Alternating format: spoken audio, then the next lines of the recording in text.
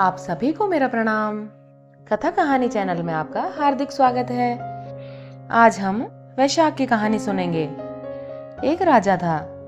वह सुबह जल्दी उठकर वैशाख के महीने में गंगा जी में नहाता था और कहता था कि मेरे से पहले कोई भी गंगा जी में नहीं नहाए। एक बंदरिया थी जो रोज राजा से पहले नहा लेती थी और पीछे राजा नहाने जाता था। जब राजा ने पानी हिलता हुआ और बिखरा हुआ देखा तो उसने पहरा बिठा दिया। सिपाहियों से कह दिया कि मुझसे पहले कोई भी नहीं नहाने पाए। गंगा जी के किनारे एक पेड़ था।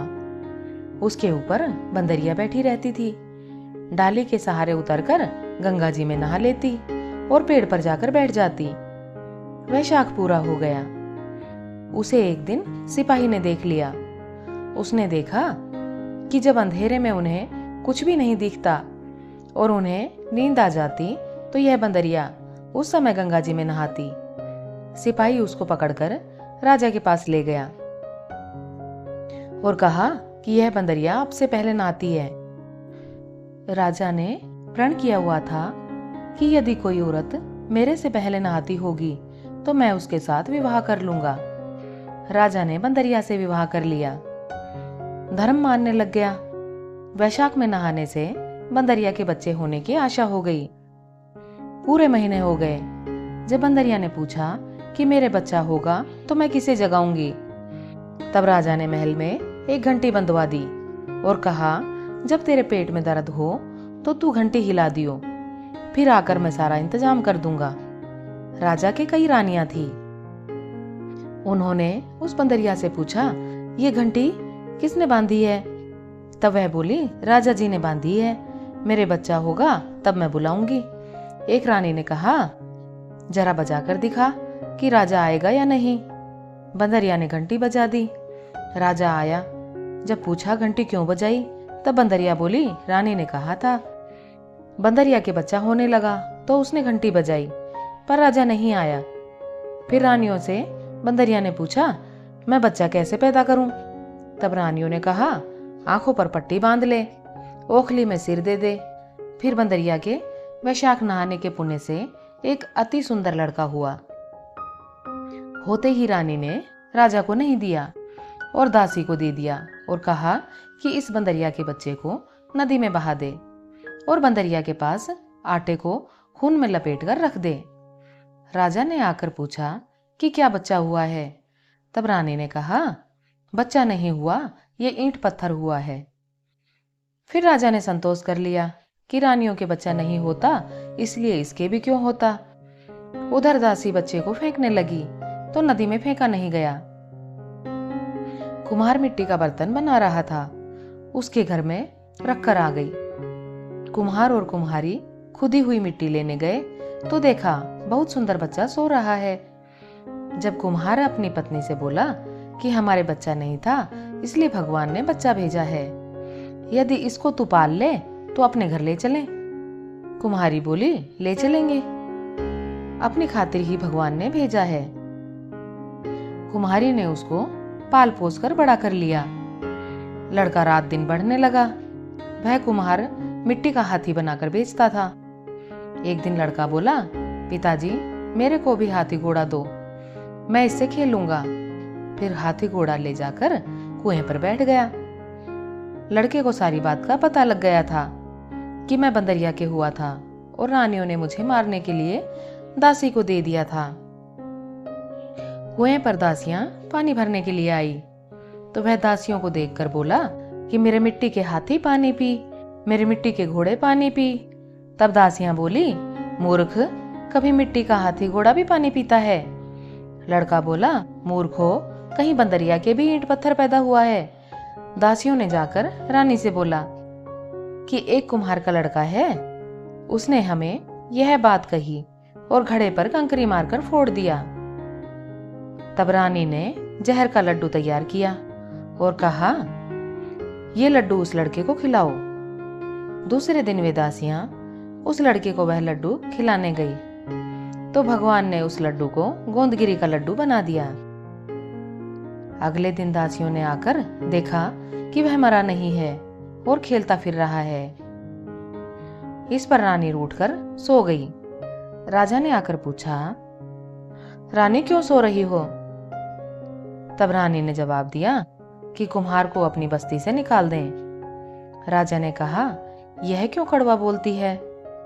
पर रानी ने जिद करके कुम्हार को निकलवा दिया। कुम्हार जंगल में रहने लगा। वहां वह लड़का बोला, पिताजी, मेरे को 108 करवे और 108 गोले बना दो। वह ठंडे ठंडे घड़े भरकर बैठ गया। गनगोरों के लिए मिट्टी लेने के लिए बहुत सारी लड़कियां आई। राजा की साहूकारनी भी आई और बगीचे में बैठकर खेलने लग गई। खेलते खेलते प्यास लग गई। ये छोरियां उस लड़के से बोली कि हमें पानी पिला दे। वह लड़का बोला, मेरे पास ये गोलियां हैं, इन्हें खाती चली जाओ और मेरे पीछे फिरती जाओ। फिर कई लड़कियों ने कहा, मैं तेरी गोली नहीं खाऊं, हमें प्यास लगी है, तू खा ले। फिर वह लड़की आगे आकर बैठ गई। छोरियां एक एक करके गोली खाती गई और ठंडा पानी पिया और उसके चारों तरफ फिरने लगी। सब लड़कियों के पेट में गर्भ रह गया। लड़कियां मिट्टी लेकर घर गई तो पीछे उनके बाप ने ब्याह का साया निकलवाया तो साया नहीं निकला। पर उसने कहा, इनका ब्याह तो हो जाना चाहिए। बाद में लड़कियों में से किसी का जी घबराए तो कोई रोटी ना खाए, कोई उल्टी करे। फिर सबने उनसे पूछा, तुम्हारी ये क्या हो गया? लड़कियां बोली, हमें तो पता नहीं, हम तो मिट्टी लेने गई थी।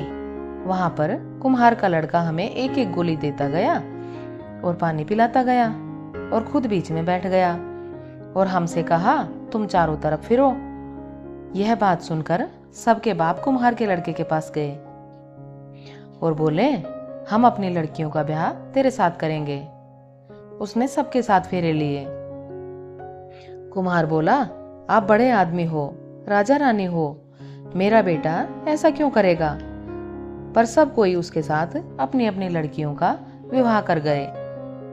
बहुत सा धन दौलत देकर अपनी लड़कियों को विदा कर दिया और इस तरह 108 बहुएं आ गई। फिर सबके लड़के भी हो गए और 108 कमरे बनवा दिए। सब बहुओं के लिए भी कमरे बनवा दिए। फिर लड़के ने कहा, पिताजी, हम सारे नगर में दावत का बुलावा देंगे। आपके इतनी बहुएं आई हैं और इतने पोते हो गए। कुम्हार ने कहा, जिमा दो। तब सारी नगरी और राजा रानी को बुलावा दे दिया। सब कोई जिमने आए और राजा का परिवार सेना सहित खुद आया। लड़के ने कहा, बंदरिया को क्यों नहीं लाए? राजा ने कहा, बंदरिया को भी बुला लेते हैं। राजा ने बंदरिया को बुलाने के लिए रथ पालकी सजाकर भिजवा दी। वहां पर सारी सभा के बीच सोने की चौकी पर सुंदर गद्दी बिछवा दी। फिर बंदरिया आई तो गद्दी के ऊपर बैठा दिया और 108 बहुओं से कह दिया कि ये बंदरिया मेरी जन्म की माँ है और सब कोई सोने की मोहरें देकर गोद में पोते देती जाओ। फिर सब बहुएं आई और सोने की मोहरें देकर पैर छूकर गोद में पोते देती गई। बंदरिया सबको आशीर्वाद देती गई। राजा की रानियां समझ गई और राजा से कहा, ये हमें बुलाकर हमारा अपमान कर रहे हैं, इसलिए हम जा रहे हैं। फिर राजा भी लड़कर बोला कि हे भाई, तू बंदरिया का इतना स्वागत क्यों कर रहा है? लड़का बोला, यह बंदरिया मेरी जन्म की माँ है। राजा ने पूछा, कैसे? लड़का बोला, मैं बंदरिया से पैदा हुआ था तो तुम्हारी रानियों ने मुझे दासियों को दे दिया और कहा कि इसे नदी में बहा दो, लेकिन दासी ने मुझे नदी में नहीं बहाया, मुझे उसने खड्डे में रख दिया और कुम्हार और कुम्हारिन ने मुझे पाल पोस कर बड़ा कर दिया। और रानियों ने तुम्हारे से कहा कि उसके ईंट पत्थर पैदा हुआ है। जो दासी मेरे को ले गई थी वह यहीं पर खड़ी है। दासी ने कह दिया कि हाँ, मेरे को दिया था, मेरे से इसे नदी में नहीं फेंका गया, इसलिए इसको खड्डे में रख दिया। रानियां सुनकर चुप रह गई। इसके बाद राजा ने रानियों को छोड़ दिया और बंदरिया को साथ ले गया।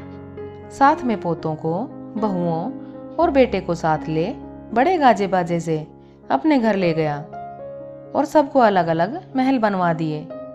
सब वहां पर जाकर राजी करने लगे और सारी दुनिया कहने लगी कि वैशाख नहाने का इतना फल है तो सबको वैशाख नहाना चाहिए और दान पुण्य करना चाहिए। बाद में कुम्हार से कहा, तेरे को जितना धन चाहिए ले ले, तेरा मन चाहे तो मेरे घर पर रह जा, तेरा मन हो तो तू अपने घर पर रह, क्योंकि तूने बहुत बड़ा उपकार किया है। फिर उसको बहुत सारा धन दे दिया।